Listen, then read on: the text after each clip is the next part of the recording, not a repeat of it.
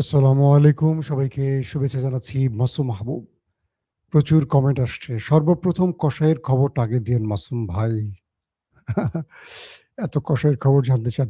কসাইয়ের কোনো খবর এখনো পাওয়া যায়নি। এটা ইরান দাবি করেছে যে তারা তার কার্যালয়কে গুঁড়িয়ে দিয়েছে।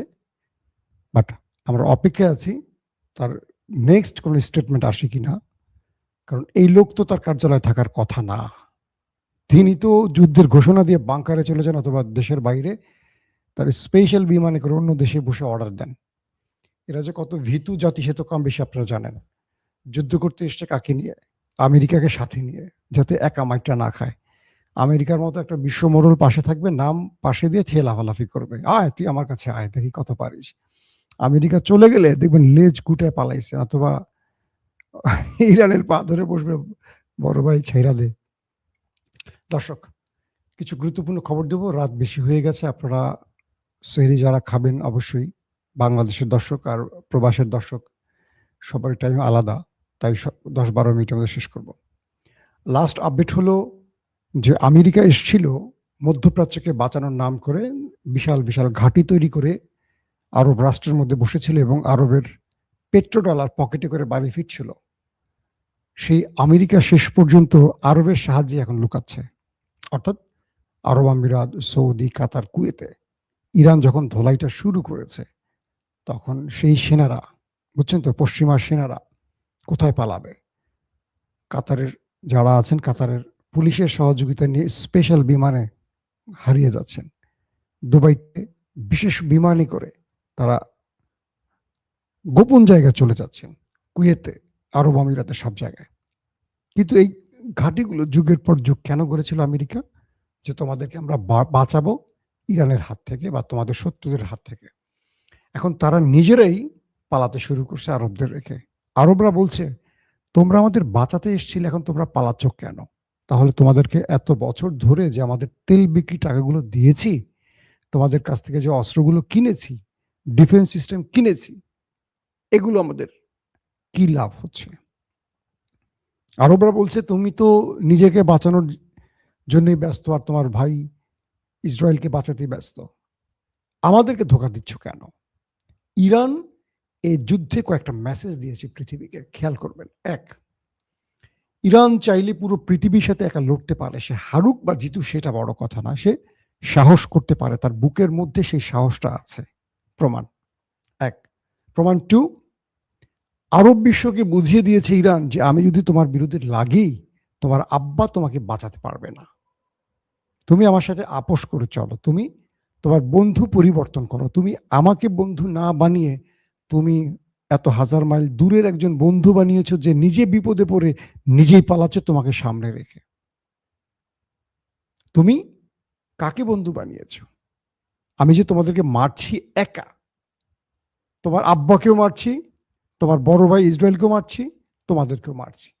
আসো, তুমি চিল্লায় পাল্লা করতেছো কেন? আসো, একটা মিসাইল মারো আমাকে।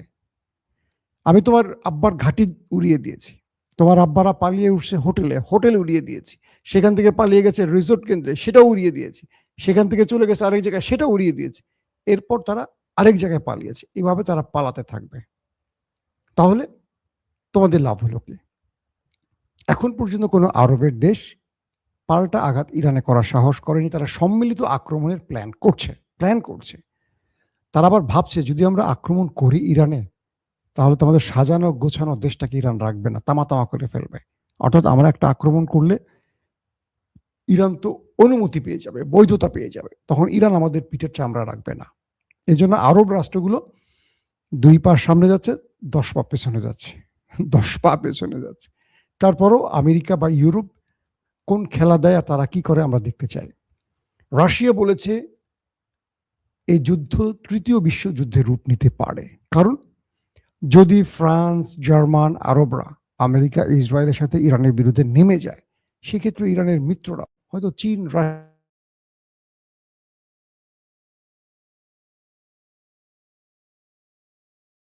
আবার problem.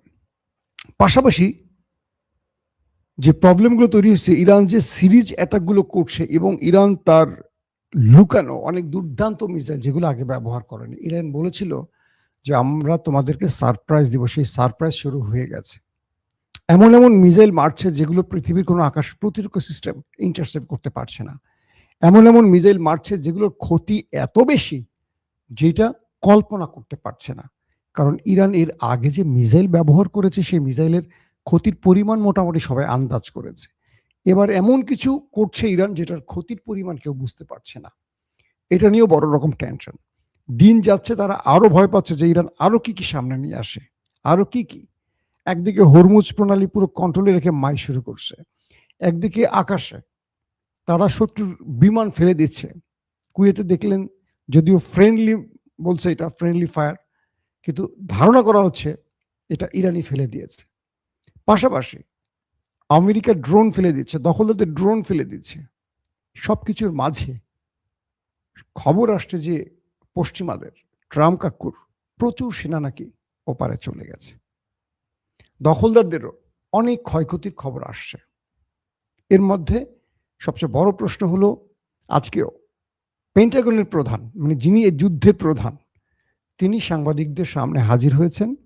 Chief of staff chairman general, যার নামটি আমি গত দুদিন আগে আপনাদের বলেছি, তিনিও গণমাধ্যমের সামনে এসেছেন। তিনি বলেছেন, আমি ট্রাম্পকে বলেছিলাম এই যুদ্ধে আমাদের জয়ের সম্ভাবনা কম, তারপর তিনি যুদ্ধে নেমেছেন। আমাদের ব্যাপক ক্ষয়ক্ষতি হচ্ছে, কিন্তু আমরা যেহেতু যুদ্ধের মাঠে আছি আমাদের লড়াইটা চালিয়ে যেতে হবে। পেন্টাগনের প্রধান বলেছেন, হে ইরানবাসী, আমাদের কাজ আমরা করে দিয়েছি, এবার তোমরা রাস্তায় নামো। তার মানে রেজিম চেঞ্জ ঘটাও। আমেরিকাকে ইসরায়েল বুঝিয়েছিল যে আমরা যদি খামিনি এবং মন্ত্রী পরিষদ এবং আইআরজিসির শীর্ষ ব্যক্তিদেরকে মেরে ফেলি তাহলে ইরানের জনগণ রাস্তায় নেমে যাবে, সরকার পতন ঘটে যাবে। কিন্তু ইরানের জনগণ রাস্তায় নামেনি, বরং তারা নিজের দেশ রক্ষা ঐক্যবদ্ধ হচ্ছে। আর রেজা শাহ পাহলেভির যারা আছেন অনুগত, তারা এখন ভয় পাচ্ছেন যে রাস্তায় নেমে কোন ধোলাইটা খাই, কারণ ইরানের জনগণ এখন রাস্তায় আছে, কাউকে ছাড় দেবে না। সবকিছু মিলে ডোনাল্ড ট্রাম্পের যে প্ল্যান ছিল রেজিম চেঞ্জ, সরকার পতনের, সেই প্ল্যানটা ব্যর্থ হয়ে গেছে। এখন ট্রাম্প বলেন, পেন্টাগনের প্রধান বলেন, ইসরায়েল বলেন, সবাই বলছে রাস্তায় নামো, রাস্তায় নামো। কেউ রাস্তায় নামছে না ইরানের। কি করণীয় এখন? ট্রাম্প আকাশ থেকে যে স্ট্রাইক চালাচ্ছে, এভাবে কখনো ইরানের সরকার পতন হবে না, মরে গেলেও হবে না। অবকাঠামোর ক্ষতি হবে, কিছু মানুষের প্রাণ যাবে, কিন্তু রাষ্ট্র দখল বা সরকার পতন হবে না। কি করণীয় আছে এক্ষেত্রে? আমাদের সামরিক বিশেষজ্ঞরা বলছেন যে এক্ষেত্রে আমেরিকাকে স্থল অভিযান চালাতে হবে। আমেরিকা ইরানে স্থল অভিযান চালাতে পারবে? আমি আজকে মিডল ইস্টের যতগুলো গুরুত্বপূর্ণ চ্যানেল আছে, বিশ্লেষক আছে, আমেরিকা রাশিয়ার, সারাদিন পর্যবেক্ষণ করেছি, তাদের আলোচনা দেখেছি, তাদের বইগুলো পড়েছি, খুঁজেছি যে তথ্যগুলো। ভৌগোলিকভাবে ইরান এমন একটি পজিশনে আছে, চারদিকে পাহাড় পর্বত বেষ্টিত। ইরানকে আক্রমণ করার বিশাল ব্যয়বহুল একটি ব্যাপার আছে আমেরিকার জন্য। এবং পথে পথে যারা ইরানে আক্রমণ করবে তারা গাড়ি, মানে তাদের ট্রুপ ক্যারিয়ার, সামরিক সরঞ্জাম, সামরিক সদস্যদের প্রাণ সব ক্ষয়ক্ষতি হবে। কারণ পুরো পথে পথে ইরান মাইন পুঁতে রেখেছে। আকাশ থেকে যেটুকু পারবে তারা ক্ষয়ক্ষতি করবে, কিন্তু তারা যখন স্থলে অভিযান চালাতে আসবে, সেটা ইরাক দিয়ে আসুক বা যে কোনো রাষ্ট্র, মানে যে কোনো দেশ দিয়ে ঢোকার চেষ্টা করবে, চারদিকে যেহেতু পাহাড় পর্বত, বিশাল এলাকা, প্রায় কত 31টা না 32টা প্রদেশ, ইরানের 31 থেকে 32টা প্রদেশ, এর মধ্যে 24টা প্রদেশে আমেরিকা ইসরায়েল অ্যাটাক করেছে, কিন্তু ইতিমধ্যে 24টায়। তারপরও ইরান বলছে যে না, এই যুদ্ধ ওরা শুরু করেছে, আমরা শেষ করব। দমে যাচ্ছে না, মাইট চলতেছে। ইরানে আক্রান্ত হচ্ছে, কিন্তু ইরান, পৃথিবীর বড় বড় গণমাধ্যম বলছে না হয়তো, কিন্তু ইরান পাল্টা আঘাত করে যাচ্ছে, এটাই শুধু এখন বলা হচ্ছে। এখন যে বিষয়টা তৈরি হয়েছে যে ইরান যত রকম বাধা আসুক, তারা বলছে যদি আমেরিকা স্থল অভিযানে আসে আমরা অপেক্ষায় আছি। কারণ এই পাহাড় পর্বত দিয়ে, সরু পথ দিয়ে, অলিগলি দিয়ে, পাহাড়ের ভেতর দিয়ে তারা যখন আসবে, একটা মাইন বিস্ফোরণ হবে। আমেরিকা এই লম্বা যুদ্ধে যেতে চাচ্ছে না। আর ইরানের পক্ষ থেকে আজকেও বলা হয়েছে যে আমরা লম্বা যুদ্ধের জন্য, দীর্ঘ যুদ্ধের জন্য প্রস্তুতি নিয়েছি। ট্রাম্পের গলা শুকিয়ে গেছে ইরান যখন বলছে আমরা লম্বা যুদ্ধের জন্য প্রস্তুতি নিয়েছি।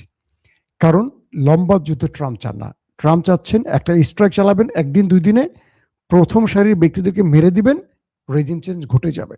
কিন্তু ট্রাম্প, ইসরায়েল বা যারা যুদ্ধের মূল পরিকল্পনাকারী, তারা বুঝতে পেরেছেন যে ইরান দমে যাচ্ছে না বা দমে যাবে না। ইরান আর 7 থেকে 10 দিনে যুদ্ধ চালিয়ে দিলে পুরো মধ্যপ্রাচ্য অচল হয়ে যাবে। ইতিমধ্যে মধ্যপ্রাচ্যের সাথে পুরো পৃথিবী বন্ধ হয়ে গেছে, বিমান চলাচল বন্ধ হয়ে গেছে। কাতারের গ্যাস ক্ষেত্রে হামলা হয়েছে, পুরো গ্যাস বন্ধ। ইউরোপে গ্যাসের দাম 50-60% বেড়ে গেছে। দুদিন পর ইউরোপ গ্যাস পাবে না, ইউরোপ অচল হয়ে যাবে। গ্যাস ছাড়া ইউরোপ চলতে পারে না, জানেন তো, ঠান্ডার দেশ। এবং হরমুজ প্রণালী ইরান বন্ধ করে দিয়েছে। এই হরমুজ প্রণালী বন্ধ করে দিলে পুরো এশিয়া বা আমাদের এই পুরো অঞ্চলটা গ্যাস পাবে, মানে তেল পাবে না। তেলের দাম বাড়বে কি? তেলের দাম তো আকাশচুম্বী হবেই। কলকারখানা বন্ধ হবে। তেল না পেলে দাম দিয়ে কি হবে বলেন? তেল তো পেতে হবে। আবার ধরেন, যেটা আমরা গালফ অফ এডান বা লোহিত সাগর বলি, যেটা আমি আপনাদের বিগত ফিলিস্তিনের নিউজে সবসময় বলতাম, বাবুল মান্দাফ, মনে আছে সেই বাবুল মান্দাফ নামটা? যারা আমার নিয়মিত দর্শক তারা জানেন। এই বাবুল মান্দাফটা দখলে আছে হুতিদের। এই বাবুল মান্দাফ হুতিদের দখলে, যেটা ইরানের প্রক্সি বাহিনী। ইরানের কাছে আছে হরমুজ প্রণালী, দুটোই তাদের দখলে। এই দুটো বন্ধ করে দিলে মধ্যপ্রাচ্যের তেল রপ্তানি পুরোপুরি বন্ধ, গ্যাস রপ্তানি পুরোপুরি বন্ধ। একদিকে ইউরোপ শেষ, একদিকে পশ্চিমা দুনিয়া শেষ। আমরা তো মাইনকা চিপায় পড়বো। হয়তো মুসলিম রাষ্ট্র হিসেবে আমাদেরকে ছোটোমাটো কিছু দিবে, ছাড় দেবে, ইরান বা সৌদি আরব কিছু ছাড় দেবে। তো এখন কি করবে? কারণ ইরান যে গেমটিতে নামছে এটি অল্প সময় ছাড়বে না। কারণ ইরানের পররাষ্ট্রমন্ত্রী বলছে যে না, আর কোনো ডায়ালগ নয়, আর কোনো আলোচনা নয়। ট্রাম্প বারবার আলোচনার প্রস্তাব পাঠাচ্ছেন। তারা যুদ্ধ লম্বা করবেন, তারা প্রতিশোধ নেবেন এবং ইরান গেরিলা পদ্ধতিতে চলে যেতে পারে যুদ্ধ। কি কারণে? ট্রাম্প যখন দেখবেন যে কোনোভাবে আর ইরানকে কবজায় নিতে পারছে না, তিনি স্থল বাহিনী পাঠাতে চাইবেন, ন্যাটোকে নিয়েও হয়তো তিনি ঢোকার চেষ্টা করবেন। তখন চীন পুরোপুরি তালেবানদের মতো গেরিলা সিস্টেমে চলে যাবে। গেরিলা পদ্ধতিতে ইরানের সাথে পেরে ওঠার সম্ভাবনা খুব কম। লম্বা টাইম এই ইরান ইরাকের সাথে 7 থেকে 8 বছর যুদ্ধ করেছে। পুরো দুনিয়া ইরাককে সাপোর্ট করেছে, কিন্তু ইরাক বা সাদ্দাম বিজয় লাভ করতে পারেনি। তো এখন আফগানেই তো পারেনি আমেরিকা 20 বছর থেকেও। এক তালেবানদের কাছে কিচ্ছুই নেই, কয়েকটা মান্দাত আমলের বন্ধু। এরা পাহাড়ে ঢুকে যেত, রাতের অন্ধকারে বেরোয় হিট করতো, আবার চলে যেত, কয়েকটা রকেট মারতো কাঁধে করে, ঠাস করে আবার গর্তে ঢুকে যেত। তো ইরান তাদেরকে এখন টেনে আনবে স্থল অভিযানে, যে আসো তোমরা ঢোকো, তোমাদেরকে আমরা প্যাকেট করে পাঠানো শুরু করব। আর পুরো দেশের মধ্যে যেহেতু পাহাড় আর পর্বত, সেনাবাহিনীর নিজেকে সেভ করার জন্য যথেষ্ট এলাকা আছে। কি পরিমাণ অ্যাটাক করবে? পাহাড়ি অঞ্চলে অ্যাটাক করে। আফগানি তো পারেনি, আফগানিও কিন্তু পাহাড়ি অঞ্চল। তো ইরানের সেনারা থাকবে ম্যাক্সিমাম পাহাড়ের গুহার মধ্যে। প্রচুর বাংকার তৈরি করা ইরানের মধ্যে, প্রচুর বাংকার। আপনারা দেখেন না যে ইরানের পারমাণবিক কেন্দ্রগুলো পাহাড়ের নিচে গর্ত করে সেখানে করছে, যেখানে বাংকার ব্লাস্টার বোমা মেরেও কিছু করতে পারছে না। আজকে নাতানজ পারমাণবিক কেন্দ্র হামলা হয়েছে। তো সবকিছু মিলে ডোনাল্ড ট্রাম্প একটা বড় চিন্তায় পড়ে গেছেন, চাপে পড়ে গেছেন। পেন্টাগন এখন বলছে, বা তার সেনাবাহিনী বলছে যে আপনাকে নিষেধ করেছি। কি করবেন এখন, যখন ইরান বলছে যে আমরা দীর্ঘ যুদ্ধের জন্য রেডি? এখন গলা শুকিয়ে গেছে। ইউরোপ, আমেরিকা এখন সংকটে পড়ে গেছে। গ্যাস বন্ধ, তেল বন্ধ, সবকিছু বন্ধ হচ্ছে। বিমান চলাচল বন্ধ হওয়ায় মধ্যপ্রাচ্যে খাদ্য আসা বন্ধ হবে। পুরো পৃথিবী অস্থির হয়ে পড়বে এই লড়াইতে। আমরা কাকে সমর্থন করি তার চেয়ে বড় জিনিস, আমরা যে নীরবে বসে আছি তার মাসুল এখন আমাদের দিতে হবে। কারণ ওরা বড় বলে, বাংলাদেশই তো ইরানের হামলার প্রতিবাদ করতে পারেনি, আমেরিকা নাকশ হবে বলে। তো এই পরিস্থিতিতে আমরা কেউ বাঁচব না। আগামী দিনটা খুব ভয়াবহ দিন আসতে যাচ্ছে। আমরা চাই এই যুদ্ধ বন্ধ হোক, আমরা চাই এই অমানবিকতা বন্ধ হোক, পৃথিবীতে শান্তি আসুক। আমরা শান্তির পক্ষে। প্রত্যেকে ভালো থাকবেন। আল্লাহ হাফেজ।